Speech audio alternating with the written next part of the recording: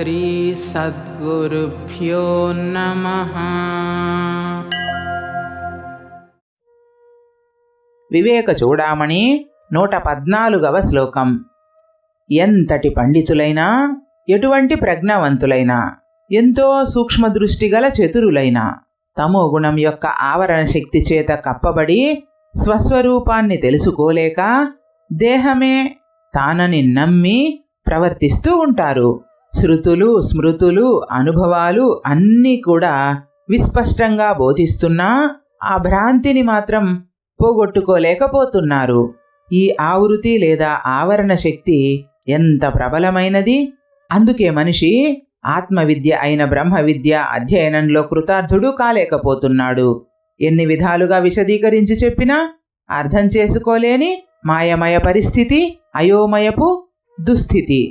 వీరు ఆత్మిక జ్ఞానం లేనందున అజ్ఞానపు అధ్యాసలో మునిగి అభాసనే నిజమని భ్రమిస్తుంటారు. చాలా చాలా ఆసక్తితో వీటి కార్యాలను, ఫలితాలను పొందుతూ ఉంటారు కూడా. ఆహా, తమస్సుకు గల ఆవరణ శక్తియుత మాయస్వరూపాన్ని ఏమని చెబుదాం?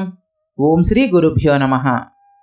ప్రజ్ఞావానపి పండితోపి చతురోప్యత్యంత సూక్ష్మార్థదృక్ వ్యాలీఢస్తమసా నవేత్తి బహుధా సంబోధితోపి స్ఫుటం భ్రాంత్యారోపితమేవ సాధు కలయత్యాలంబతే తద్గుణాన్ హంతాసౌ ప్రబలాదురంతా తమసః శక్తిర్మహత్యావృతిః.